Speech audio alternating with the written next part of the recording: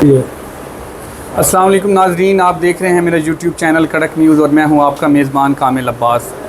आज हम जिस सियासी शख्सियत से गुफ्तगू करने आए हैं, पिंडी की सियासत में एक मुनफरिद नाम रखते हैं, किसी तारुफ के मोहताज नहीं, जनाब पाकिस्तान मुस्लिम लीग नवाज़ से ताल्लुक़ रखने वाले MPA जनाब एडवोकेट हनीफ राजा साहब। अस्सलाम वालेकुम सर। जी वालेकुम अस्सलाम। सर बहुत शुक्रिया, आपने अपने कीमती टाइम में से हमें टाइम दिया। वेलकम जी। अच्छा सर, मुआशी हालात के बारे में पूछना चाहेंगे कि आपके मुखालफिन भी अब इस बात को मुतरफ़ हैं, तारीफ़ कर रहे हैं कि पिछले साल की निस्बत से आजकल के जो मुआशी हालात हैं वो काफ़ी बेहतर हो चुके हैं, क्योंकि IMF का बेल पैकेज भी मिल गया है। इसके बारे में क्या कहेंगे? बिस्मिल्लाहिर्रहमानिर्रहीम। आपको पता है कि जब इंटरिम गवर्नमेंट आई थी तो लोगों ने कहा था कि बड़ा मुश्किल है कि इकानमी दोबारा स्टेबल हो।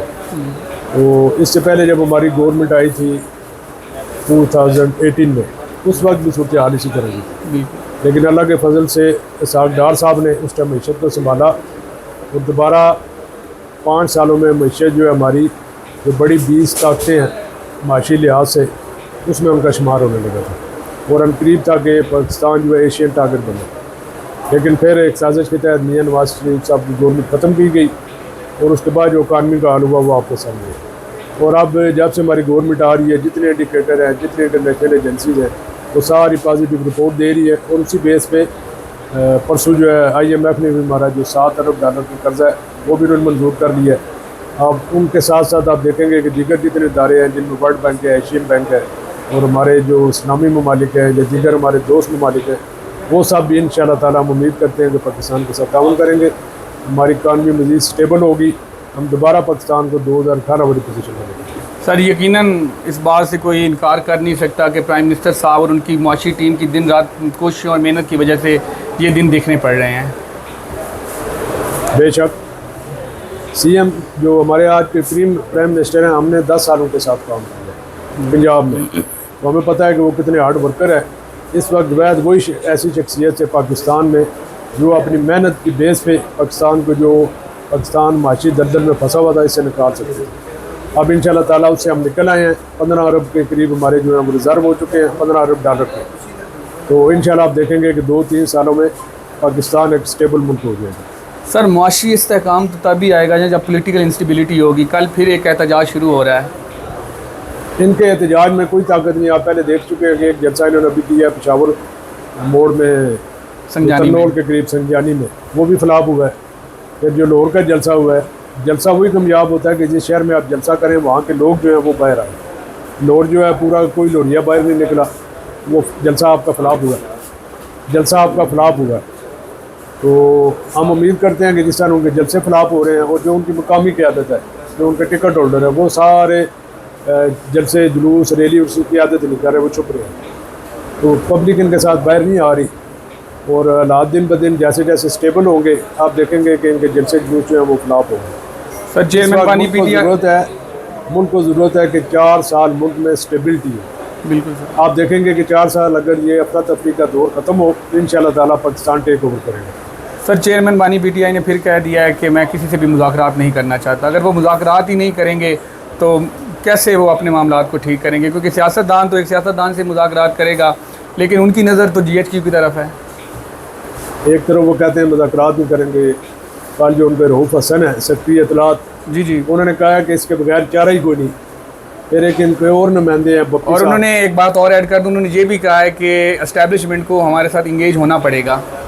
दूसरा उन्होंने कहा कि मजबूरी है हमारी भी और एस्टेब्लिशमेंट की। फिर उनके पप्पी साहब थे परसों, वो ARY किसी स्टेशन में बैठे हुए थे, वो भी यही कह रहे थे कि हमने करनी है मुज़ाकरात करनी है एस्टेब्लिशमेंट के साथ है। दूसरी तरफ ये कहते हैं हम जमहूरियत की बात कर रहे हैं। और बप्पी साहब ने तो एक चैलेंज भी किया है कि 30 अक्टूबर को CM पंजाब की हुकूमत ख़त्म हो जाएगी। अब देखें ना, वो रऊफ़ हसन साहब ने कहा है कि हम मुज़ाकरात करेंगे एस्टेब्लिशमेंट के साथ, कल उसको उसके उहदे से फ़र्क कर दिया। जो चेयरपर्सन उनके चेयरमैन है वो कहते हैं हमने मुज़ाकरात किसी के साथ नहीं करनी। वो बताते खुद एक डिक्टेटर है, वो जमहूरी आदमी तो नहीं है। तो जब मुज़ाकरात ही नहीं सियासी पार्टियाँ आपस में करेंगी, डायलॉग ही नहीं करेंगी, तो मुल्क कैसे आगे जाएगा?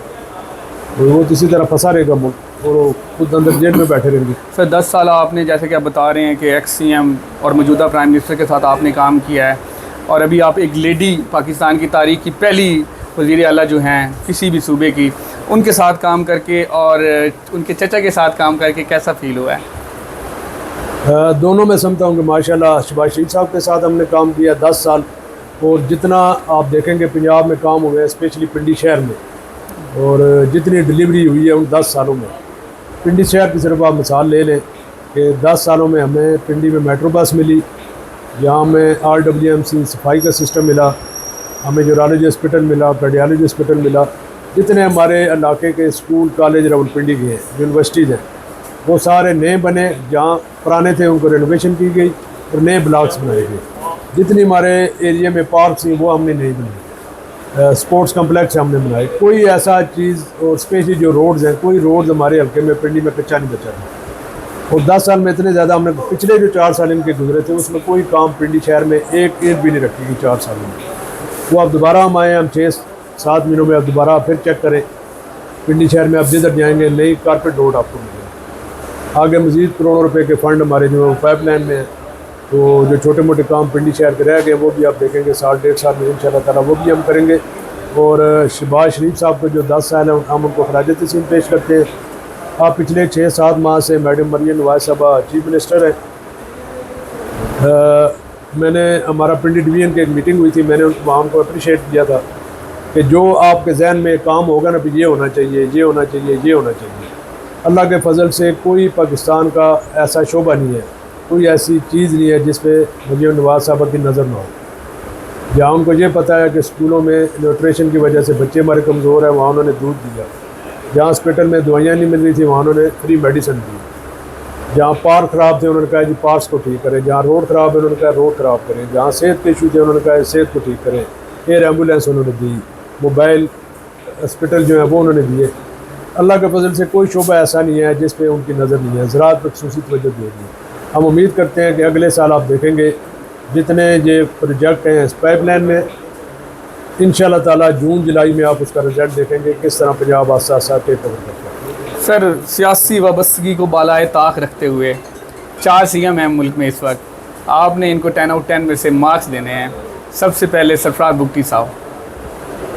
मैं सिंपल एक ही बात करूँगा ना, मैंने बजट स्पीच में भी कहा था कि चारों चीफ मिनिस्टर हैं, सबका आपस में कंपटीशन करें, तो 5 साल बाद जो सबसे बेहतर रिजल्ट दे अवाम उस पार्टी को वोट दे। आज तक जो रिजल्ट आ रहे हैं 10 में से 10 मरियम नवाज साहबा के हैं, बाकी पूछे ही ना क्या हालात है। गंडापुर साहब को कितना टाइम दिए गिटाया? तो उनको तो मैं कहता हूँ 10 में से 0 ही दें, बल्कि वो तो माइनस पे जा रहे हैं। वो तो सियासी नारों को डिलीवर तो कुछ नहीं कर रहे। सर वो कह रहे हैं कि मैंने अटक पुल क्रॉस किया, नून लीग मेरा कुछ बिगाड़ ही नहीं सकी। हमने वेलकम किया उनको, आए हम रोकेंगे तुम। अच्छा सर, आखिरी सवाल सर, मियाँ साहब सुना है 3 अक्टूबर को एक बार फिर लंदन जा रहे हैं, इलाज की गर्ज से जा रहे हैं कि वापस आ जाएंगे? बंदी है वो लंदन नहीं जा सकते। नहीं सर, इलाज मैं अभी लंदन होके आया हूँ, हर पाकिस्तानी शहरी लंदन जा सकते हैं। सर बियर साहब आपको पता है एक मरियम साहब के साथ जा रही है। अच्छा, मरियम साहब तो क्या मियाँ साहब के जाने से पहले जो आईनी अमेंडमेंट है वो हो जाएगी? उनके पोते वहाँ हैं, फैमिली सारी उनकी इधर है, वो विजिट पे जाएंगे 2 वीक के लिए करके तो आ जाएंगे। आई थिंक कि कल प्राइम मिनिस्टर ऑफ पाकिस्तान आज अक़वाम मुत्तहिदा की असम्बली से खिताब करने के बाद आज रात को पाकिस्तान के लिए रवाना होंगे। तो सुना ये आ रहा है कि अक्टूबर के फर्स्ट वीक में जो आईनी तरमीम है वो पेश की जाएगी। क्या मियाँ साहब आईनी तरमीम में वोट कास्ट करके जाएंगे? इंशाल्लाह ताला आईनी तरमीम पास करा के फिर मियाँ साहब जाएंगे। सर एक यूथ के लिए पैगाम दे दें बस। यूथ को मैं यही कहूँगा कि इस वक्त जो पाकिस्तान की आबादी है 65% वो 35 ईयर से कम है बच्चे हमारे पास। जितनी यूथ इस वक्त पाकिस्तान में है पूरी दुनिया में किसी के पास नहीं। लेकिन हमारी यूथ जो है वो, मैं समझता हूँ कि जो हमारी रवैयात थी कि जो घर वाले फैसला करते थे बच्चे उनके साथ चलते थे, आज जो है बच्चे बागी हो गए हैं। और जो उनको एक पिछले 4-5 साल में जो तरबियत दी गई है सियासी लिहाज से, स्पेशली सोशल मीडिया पर, वो पाकिस्तान के लिए बड़ी ख़तरनाक है। सर हर घर में अफरा तफरी है। आई एम सॉरी, एक सवाल और ऐड कर रहा हूँ आखिर में। कल से आप देख रहे होंगे कि हमारे सोशल मीडिया पे एक तूफ़ान बदतमीज़ी खड़ा हुआ है। हमारे जो मौजूदा चीफ जस्टिस ऑफ पाकिस्तान किसी बेकरी पे गए हैं, वहाँ पे एक उनके जो शॉपकीपर था उनके बहुत बदतमीज़ी की है, उसके बारे में क्या आप देखें ना, प्री प्लान है। उसने उनको अंदर आते हुए देखा है, उसने कैमरा फिट कर दिया, बिल्कुल ठीक है, और अपनी मशहूरी के लिए उसने ये काम किया। प्री प्लान ये काम हुआ है। और जब इतने बड़े इदारों के जो सरबराह हैं उनके खिलाफ इस तरह का प्रोपेगेंडा हो और फिर पूरी कौम उसके साथ शामिल हो जाए, तो आप अखलाकी इक़्तिदार जो पाकिस्तान की थी या हमारी यूथ की थी वो किधर गई? सारी इन्होंने तबाह बर्बाद की। अखलाकियात और अल्लाह आवाज़ इनको खत्म हो हिदायत गई दे, है। हम तो ये कह सकते हैं, अल्लाह हिदायत दे। जी नाजरीन, आप देख रहे थे मेरा यूट्यूब चैनल कड़क न्यूज़ और आज हम जिस सियासी शख्सियत से बात कर रहे थे एडवोकेट राजा हनीफ साहब। दुआओं में याद रखिएगा अपने मेज़बान कामिल अब्बास को। मेरे यूट्यूब चैनल कड़क न्यूज़ को सब्सक्राइब करें, लाइक करें एंड शेयर करें। इंशाल्लाह कल फिर मुलाकात होगी एक नई सियासी सोच के साथ, एक नए सियासी चेहरे के साथ। तब तक अल्लाह हाफ़िज़। बहुत शुक्रिया।